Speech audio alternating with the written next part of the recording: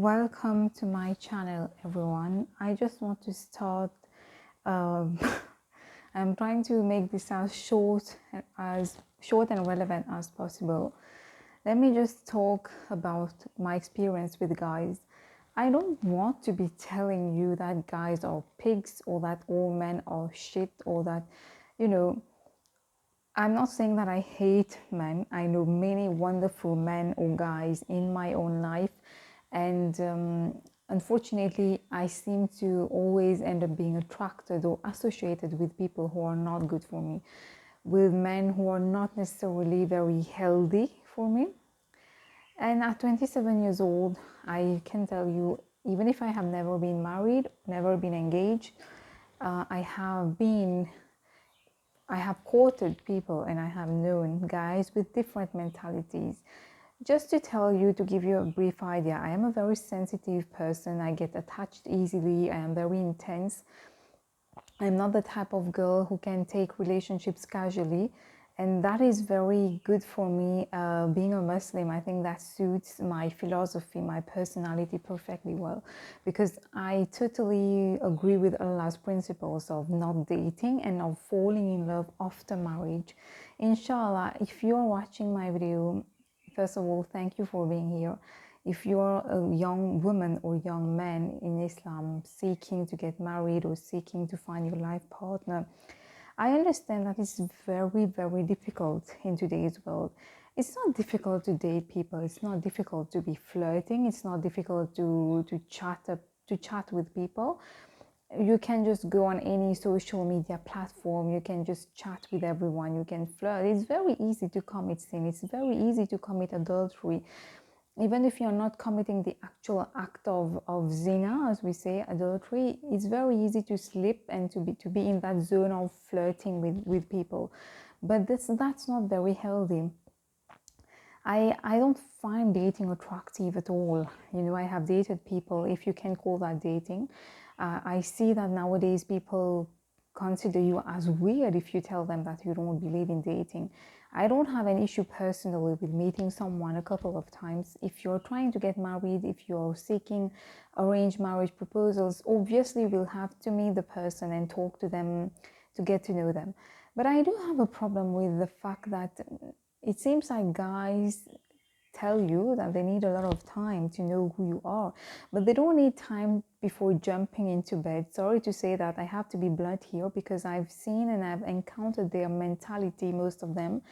I don't know if girls are also like that, but I feel extremely disrespected when guys treat me like that. They don't think a lot before holding your hand or before trying to get physically close to you. That's not an issue. They are willing to do anything for that. But when it comes to officializing the relationship or thinking of marriage, talking to your parents and all, then they just disappear. They just run away and you never hear from them again. I'm laughing, but it's actually very, very heartbreaking. It's very painful to realize that in today's world, even if you're the most pious, self-preserving woman, chaste, respectable woman in the world, you're preserving your virginity for your eventual husband. Let's not shy away to talk about it. That's a real queen in Islam. That's why we are proud of being Muslim, because we we don't have anything against physical relationships or anything like that, but we wait for marriage. We don't think that it's something banal. We don't banalize sex. We don't, just like the Western culture nowadays, it's very banalized. It's too common. And now perhaps guys also, they don't want to get married because they can get that easily, that sexual gratification. You know what I mean? There is a saying, why buy the cow when you can get the milk for free? So obviously, perhaps guys will not be interested in marrying someone unless they are very, very serious in their deen. They are very, like a real Muslim should be. But most of them just want to keep hanging out, dating and flirting for an eternity, and they will just not commit.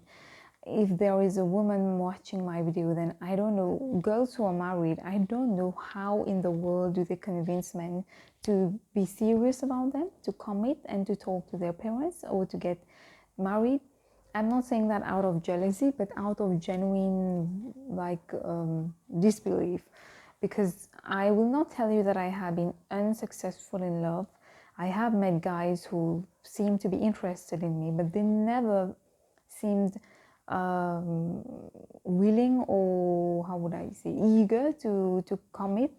It's always like, I need more time, I need more time.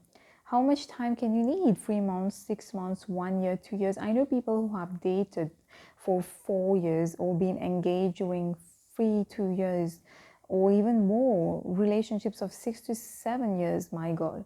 And then the person suddenly decides that they have to break up, or the family does not agree for them to get married. So that's a total nonsense, guys. Why would you put yourself in that position to get heartbroken? You must know at least 3, 4 people in your own life who have gone through such painful breakups, and you carry that weight. It takes a lot of time to get over that. Some people never get over that. So my point is that no matter how the Western culture, the popular mainstream culture has normalized dating and casual sex and all of that, Allah has prevented you from doing that, because you're only going to hurt yourself in that process. You can't attach yourself to a man or a woman who is not even your spouse. It's not, there is nothing to be gained from that. I take my own experience. Whenever I have been attracted or attached to people they had no intention of taking it any further with me, just having a good time probably, I only ended up suffering a lot. Just like right now, I'm in a heartbreak. I was seeing someone for a few months, I think, and then I will talk about that in another video. But then, you see, when the person goes away, you realize Allah's wisdom.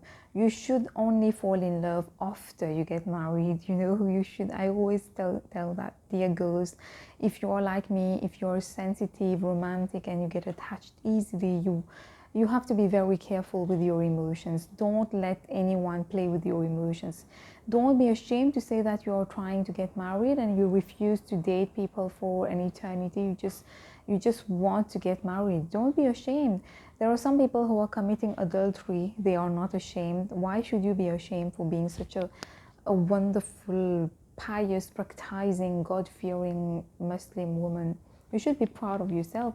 If a guy truly loves you, if he's a true Muslim, he will be very happy to have you in his life, and he will be afraid of losing you. He will do everything he can to talk to your parents and to marry you.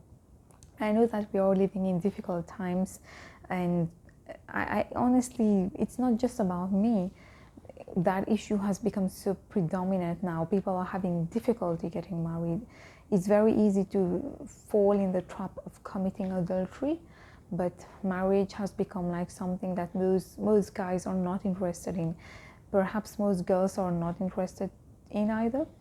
But for my part, I can never imagine a romantic relationship that is going against the principle of Islam.